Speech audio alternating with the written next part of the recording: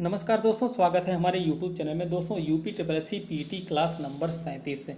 UP triple C ANM महिला स्वास्थ्य कार्यकर्ता, pharmacist, lab technician, x ray technician, लेखपाल, अन्य भर्ती परीक्षा में पूछे जाने वाले महत्वपूर्ण प्रश्न है। दोस्तों मेरे द्वारा महिला स्वास्थ्य कार्यकर्ता, लेखपाल और पीटी की तैयारी कराई गई थी। बहुत से ज़्यादा अभ्यर्थी फाइनल सेलेक्ट हुए हैं महिला स्वास्थ्य कार्यकर्ता में, और पीटी में भी बहुत अच्छा स्कोर गेन किए हैं। अब आपकी बारी है, चैनल को सब्सक्राइब करें और संपूर्ण डिटेल में जो है पीटी की तैयारी करें। बहुत कम समय बचा है दोस्तों, इसके बाद मैं आप लोग को प्रैक्टिस सेट कराऊंगा। चलिए दोस्तों, प्रश्न की तरफ चलते हैं। सबसे पहले वीडियो को एक लाइक करिएगा, चैनल पर नए तो सब्सक्राइब जरूर कर लें और वीडियो को ज़्यादा से ज़्यादा शेयर करिएगा। वनस्पति विज्ञान का दोस्तों लास्ट लेक्चर चल रहा है। दोस्तों इसमें से कौन कौन क्वेश्चन बनते हैं, कितने क्वेश्चन पूछे जाते हैं, वो भी आप लोग को बताऊंगा। अनावृत बीजी से आप लोगों का यह क्लास चलना है। जीवित जीवाश्म में लिविंग फॉसिल के नाम से साइकस तथा जिंगो बाइबोला पौधे को जाना जाता है।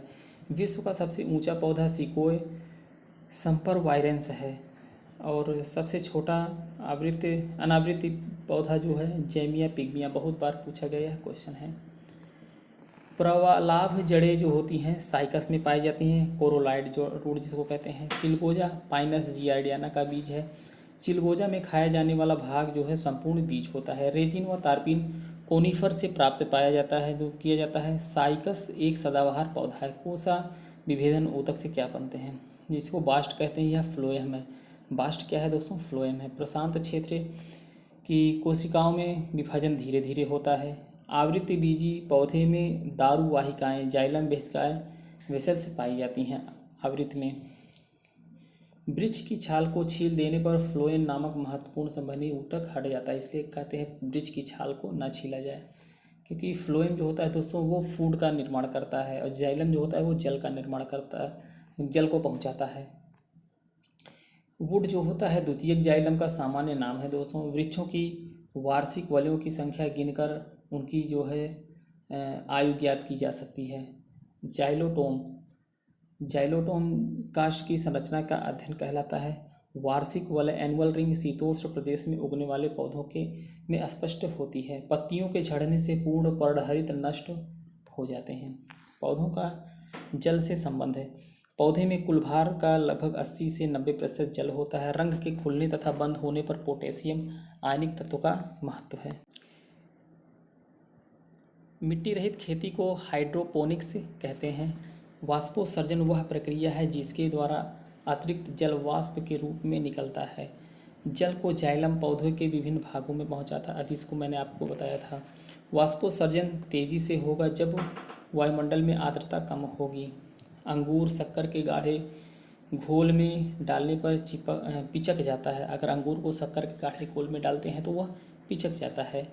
पूछा गया क्वेश्चन है। भोज्य पदार्थ का संवहन करने वाला ऊतक जो होता है फ्लोएम होता है। यह भी मैं भी आपको बताया हूँ। खाना पहुँचाने का काम जो है फ्लोएम करता है। इमली, गुलाब, नीम की पत्तियाँ पिच्छाकार संयुक्त पर्ण का उदाहरण है। घट पादप में घट पर्ण फलक का रूपांतरण है। समान उत्पत्ति, समान रचना तथा समान कार्य करने वाली कोशिकाओं के समूह को ऊतक कहते हैं।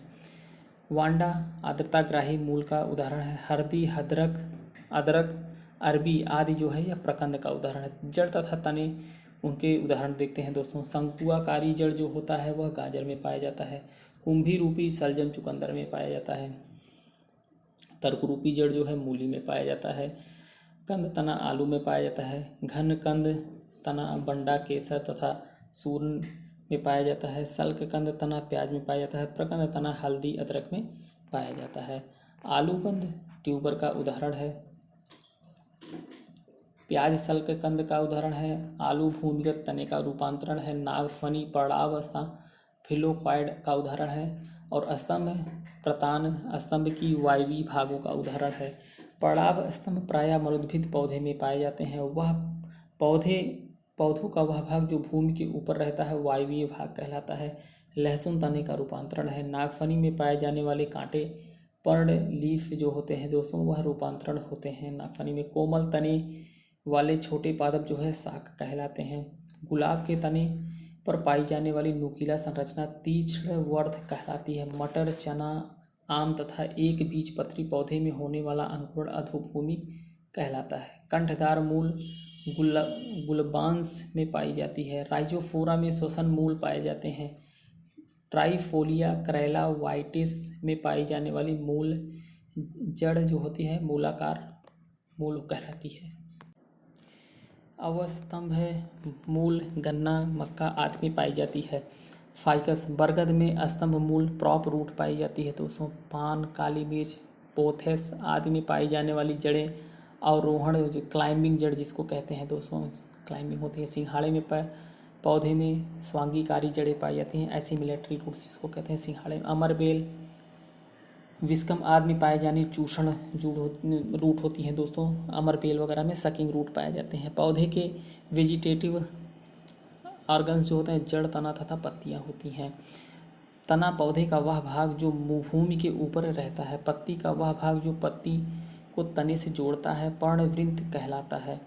पौधे का आंतरिक व नर जनन अंग व समूह पुमंग जो एंड्रोसियम कहलाता है। नर जनन अंग के समूह के प्रत्येक सदस्य को पुंकेसर कहते हैं। निषेचन के उपरांत बीजांड का परिवर्धन बीज में होता है। निषेचन के उपरांत अंडाशय का परिवर्धन फल में होता है। पौधे का वह अंग जिसके द्वारा खाद्य पदार्थों का निर्माण होता है उसे हम पर्णलीफ कहते हैं। पौधे में पोषक अधिग्रहण विधि रसायन संश्लेषण जीवाणु अपना भोजन भोज्य पदार्थ प्रकाश की अनुपस्थिति में भी बना लेते हैं। रसायन संश्लेषी नाइट्रोकोकस तथा नाइट्रोसोमोनास जीवाणु है। रेफ्रिसिया का पुष्प विश्व का सबसे बड़ा पुष्प है। इसका व्यास भार तथा व्यास क्रमशः जो होता है 10 किलोग्राम व 1 मीटर तक होता है। बहुत बार पूछा गया विश्व का सबसे बड़ा पुष्प कौन है? रेफ्रिसिया। वे पौधे जो जीवों के मृत सड़ते हुए शरीर को अपना भोजन प्राप्त करते हैं उसे मितोपजीवी कहते हैं। सहजीवी पौधों का उदाहरण लाइकेन है। लाइकेन में घनिष्ठ संबंध एक शैवाल तथा एक कवक के बीच होता है। पूर्ण मूल परजीवी पौधे ओरोबैंकी के होते हैं। नाइट्रोजन की कमी वाले स्थानों पर कीटभक्षी पौधे पाए जाते हैं। अमरबेल में जो है परजीवी मूल पाई जाती है। पर्णहरित का पूर्ण अभाव कसकुटा में होता है। लाइकेन पौधे में भूमि से जल खनिज लवण आदि का अवशोषण का कार्य फंजाई द्वारा करते हैं।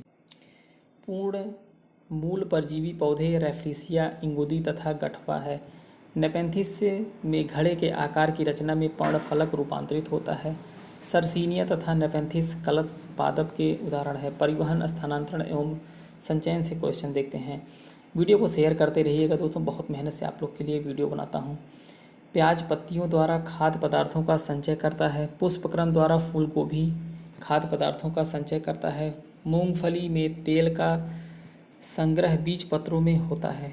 भ्रूणपोष अरंडी नारियल तथा सुपारी में भोजन संचय भाग है। आलू में संचित खाद्य पदार्थ स्टार्च होता है। आवृत बीजी पौधों में कार्बोहाइड्रेट या शर्करा का स्थानांतरण सुक्रोज के रूप में होता है। गन्ने में भोज्य पदार्थ तने में संचित होता है। गेहूं नारियल सुपारी आदि में भ्रूणपोष में भोजन संचित रहता है। गुरुत्वाकर्षण के विपरीत जल के ऊपर की ओर चढ़ने की क्रिया को रसारोहण कहते हैं। एसेंट ऑफ सैप कहते हैं। कृषि से देखते हैं कौन क्वेश्चन बनते हैं। फसल उत्पादन को प्रभावित करने वाले कारक मृदा जल तथा वायु हैं। रबी की फसल की बुआई का उचित समय अक्टूबर और से दिसंबर होता है। दूध का रंग सफ़ेद केसीन के कारण होता है। पूछा गया क्वेश्चन। पशु का आहार प्रोटीन का मुख्यतः स्रोत खली होता है। पशुओं के खुरपका मुंहपका रोग का कारण विषाणु है। नाइट्रोजन की कमी से पत्तियों का रंग पीला पड़ जाता है। पौधों के लिए मुख्य पोषक तत्व क्या होता है? बोरान होता है। दोस्तों तत्व की कमी और कौन से रोग होते हैं वो देखते हैं। बोरान जो है सलजम में वाटर कोर होता है। कैल्शियम गाजर में कैविटी स्पॉट होता है। बोरान चुकंदर में हार्ट राट होता है। जस्ता धान में खैरा रोग बहुत बार पूछा गया है। मैग्नीज मटर में मार्स स्पॉट रोग। जस्ता लिटिल लीफ रोग। तांबा जो है नींबू में डाईबैक रोग। जस्ता मक्का में वाइट बट रोग। बोरान फूल गोभी में ब्राउनिंग रोग और बोरान जो है सेब में अंतरकाग रोग। यहाँ पर देखेंगे दोस्तों गला घोटू रोग जो होता है ये जानवरों में पाया जाता है या बैक्टीरिया से फैलता है। कॉपर सल्फेट का घोल खुरपका एवं मुंहपका रोग में प्रयोग किया जाता है। जब विषाणु का रोग फैलता है खुरपका मुंहपका तो कॉपर सल्फेट का घोल खोल के लगा दिया जाता है। उत्परिवर्तन जीन में अचानक परिवर्तन को कहते हैं। उत्परिवर्तन जीन में लौंग में पुष्प की सुखाई गई कलियों का प्रयोग मसाले के रूप में किया जाता है। पूछा गया क्वेश्चन। अनानास फल का विकास पुष्प क्रम में होता है। धनिया में उपयोगी अंश पत्ते एवं सूखे फल होते हैं। संयुक्त पर्ण वाला पौधे नारियल होता है। कुल एवं उनसे पूछे गए क्वेश्चन। लिलिएसी जो होता है प्याज और लहसुन के पौधे होते हैं। लिलिएसी। ग्रैमनी जो होता है मक्का, गेहूँ, बांस, गन्ना, चावल। पाल्मी जो होता है सुपारी, ताड़, खजूर, नारियल। क्रूसीफेरी मूली, शलजम, सरसों। मालवेसी कपास, भिंडी, गुड़हल। कंपोजिटी सूरजमुखी, गेंदा, डहेलिया, कुसुम आदि। लेगुमिनेसी मटर, मसूर, मूंगफली, सोयाबीन, अरहर, चना, सेम आदि। रूटेसी नींबू, चकोतर, संतरा, मौसमी, बेल आदि। लाख लाख कीट के स्राव से बनाई जाती है। लाख जो है लाख कीट से बनाई जाती है। आर्जिमान मैक्सिकाना के तेल से ड्रॉपसी होता है। पत्तों में दिखाई देने वाली सिराएं जो है चालन का काम करती हैं। टेरिडोफाइट। सेलेजिनेला पौधों को स्पाइक मॉस भी कहते हैं। फर्न के पौधों को सजावट के लिए उपयोग में लाया जाता है। फर्न के पौधे में लैंगिक, अलैंगिक तथा वर्धी प्रजनन होता है। फर्न में अर्धसूत्री विभाजन बीजाणु बनने से पहले होता है। फर्न मास में स्वतंत्र बीजाणुभित्त द्वारा भिन्न है। प्रदूषण पॉलिनेशन जिसे कहते हैं। सबसे अधिक घातक क्लोरोफ्लोरोकार्बन फ्रियॉन होता है दोस्तों, सबसे अधिक घातक। भोपाल गैस त्रासदी में मिथाइल आइसोसाइनाइड गैस का रिसाव से होने से दुर्घटना हुई थी। स्टोन लेप्रोसी अम्लवर्षा के कारण प्राचीन भवन व मूर्तियों का गल जाना जो होता है। अम्लवर्षा संकेत जो करता है लाइकेन का प्रयोग किया जाता है। अम्लवर्षा संकेतक के रूप में कौन प्रयोग करते हैं? लाइकेन को प्रयोग करते हैं। फसलों पर डीडीटी के छिड़काव से वायु, जल तथा मृदा प्रदूषण तीनों प्रकार के प्रदूषण होते हैं। आने वाले समय में त्वचा रोग बढ़ने का कारण ओजोन परत के क्षति है। भारत में जल प्रदूषण नियंत्रण कानून वर्ष 1976 में लागू हुआ था। 80-90 डेसिबल या इससे अधिक तीव्रता की ध्वनि होने पर ध्वनि प्रदूषण होता है। पारे जो होते हैं दोस्तों, संदूषित मछली को खाने से मिनीमाता बीमारी फैलती है। पूछा गया क्वेश्चन। डीडीटी अजैविक निम्नीकरण प्रदूषक है। ओजोन छिद्र सर्वप्रथम अंटार्कटिका पर परिलक्षित हुआ है। नदियों में जल प्रदूषण की माप ऑक्सीजन की घुली हुई मात्रा से की जाती है। विश्व पर्यावरण दिवस 5 जून को मनाया जाता है। ओजोन द्वितीयक प्रदूषक है। सूक्ष्म जीव वाहित मल के पुनः चक्रण द्वारा शुद्धिकरण के लिए क्रियाशील है।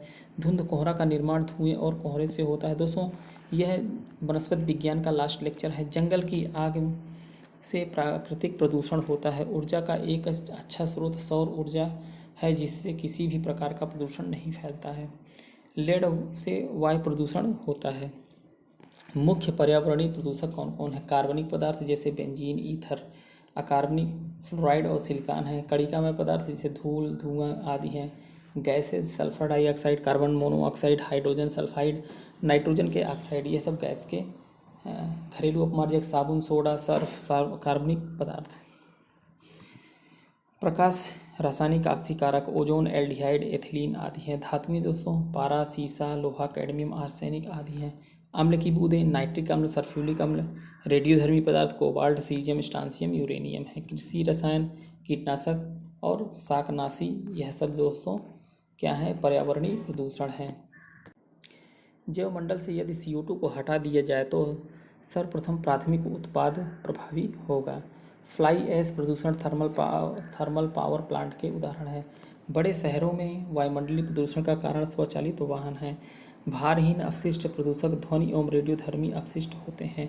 धुएं से आंखों में जलन पैदा करने वाला पदार्थ जो है नाइट्रिक ऑक्साइड है।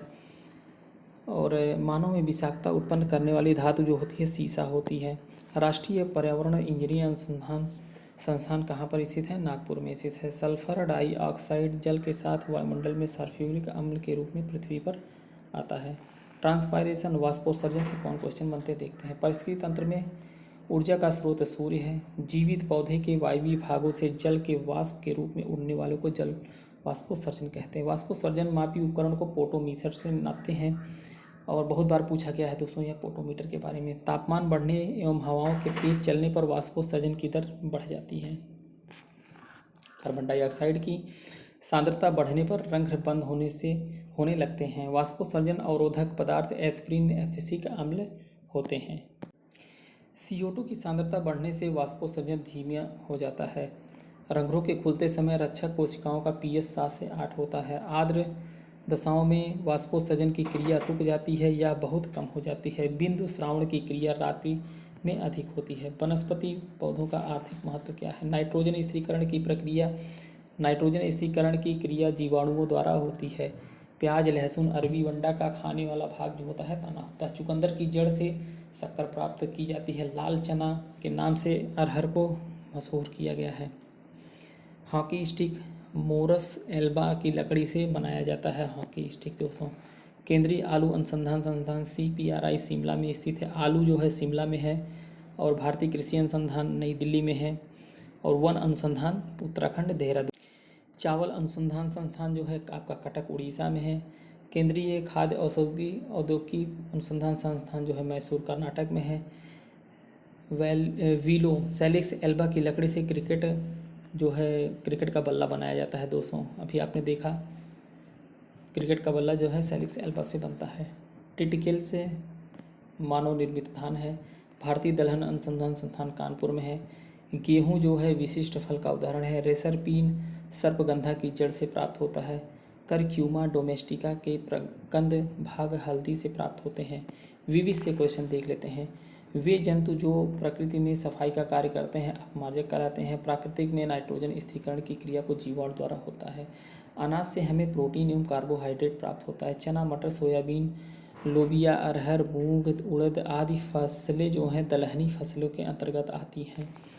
दोस्तों विविध में रिपीटेड क्वेश्चन रहते हैं। कोको का प्रयोग चॉकलेट बनाने में किया जाता है। लौंग एक पुष्पकलिका है। दालचीनी छाल से प्राप्त होती है, यह भी पूछा गया क्वेश्चन है। नीम के वृक्ष से जैव उर्वरक, जैव कीटनाशक एवं प्रजनन रोधी यौगिक के स्रोत के रूप में औद्योगिक महत्व प्राप्त कर लिया जाता है। खस नामक इत्र खस नामक पौधे के जड़ से बनाया जाता है। चंदन, गुलाब, जूही, रात की रानी, केवड़ा, मोगरा आदि पुष्प वाले भाग आसवन द्वारा इत्र बनाया जाता है। कत्था पेड़ की छाल से प्राप्त किया जाता है। बांस ग्रेमिनेसी कुल का पौधा है। शोधित कपास सेलुलोज है। गन्ना ग्रैमनी कुल का पौधा है। युगलीना को जंतु और पादप की कड़ी के बीच का कड़ी माना जाता है। विषाणु को सजीव एवं निर्जीव के बीच की कड़ी मानी जाती है। आर्कियोप्टेरिस को पक्षी और सरीसृप के बीच की कड़ी मानी जाती है। प्रोटोथीरिया को सरीसृप व स्तनधारी के मध्य की कड़ी मानी जाती है। यह क्वेश्चन पूछे गए हैं। पौधों में वृद्धि नापने वाले यंत्र को वृद्धिमापी या ऑक्जेनोमीटर से मापते हैं, पूछा गया क्वेश्चन। जल में घुलनशील विटामिन B और C है, बहुत बार पूछा गया है दोस्तों। यह फल व खाने योग्य भाग कौन कौन से? अखरोट का जो है बीज पत्र होता है। सहतूत परिदलपुंज होता है। कमल जो है पुष्पासन तथा बीज होते हैं। अनार का बीजावरण होता है। अमरूद का पुष्पासन फलभित होता है। आम का मध्य फलभित होता है। इमली का मध्य फलभित होता है। अंगूर का फलभित और बीजांडसन होता है। केला का मध्य व अंतः फलभित होता है दोस्तों। सेब नाशपत्ती पुष्पासन होता है। नींबू अंतः फलभित के रोम है। नारियल फूलकोश है। पपीता जो है मध्य एवं अंतः फलभित है। जीवाणुओं द्वारा किया गया सबसे महत्वपूर्ण कार्य मृत पदार्थों का अपघटन है। मादा फीताक्रीम एक दिन में लगभग 10,000 अंडे देती है। एस्केरिस का पोषक प्राणी मानव है। भंडारण के लिए खाद्यान्न में जल की मात्रा 14% होनी चाहिए। सभी प्रोटीन में कार्बन, हाइड्रोजन, नाइट्रोजन तथा ऑक्सीजन विद्यमान रहते हैं। NPK मिश्रित उर्वरक नाइट्रोजन, फास्फोरस व पोटेशियम को ही NPK कहते हैं। शहद का प्रमुख घटक फ्रक्टोज है। लहसुन की अभिलाक्षणिक गंध का कारण सल्फर यौगिक है। अल्फा केराटिन एक प्रोटीन है जो बाल तथा त्वचा में उपस्थित रहता है। प्याज की खेती पौधों का प्रतिरोपण करके की जाती है। प्याज का लाल रंग एंथोसायनिन नामक वर्णक से होता है। मिर्च में तीखापन क्रिप्सेथ्रिन से होता है, पूछा गया क्वेश्चन है यह। आलू में हरा रंग सोलेनिन के कारण होता है, यह भी पूछा गया क्वेश्चन है दोस्तों। मूली में तीखापन आइसोपायोसाइनेट्स के कारण होता है। भारतीय खाद्य निगम की स्थापना वर्ष 14 जनवरी 1965 को की गई थी। संसार का सबसे छोटा पुष्प वुल्फिया है, यह बहुत बार क्वेश्चन पूछा गया। दोस्तों वीडियो को शेयर कर दीजिएगा। चैनल पर नए तो सब्सक्राइब जरूर कर लीजिएगा दोस्तों। वीडियो को अंत तक देखने के लिए बहुत बहुत धन्यवाद। आपका वनस्पति विज्ञान का भी लेक्चर समाप्त हो गया है। अब आगे आप लोग को कंप्यूटर और अन्य जो है क्वेश्चन बनते हैं उसको पढ़ाकर फिर आपका जो है प्रैक्टिस सेट ऑब्जेक्टिव कराए जाएंगे। वीडियो को अंत तक देखने के लिए बहुत बहुत धन्यवाद।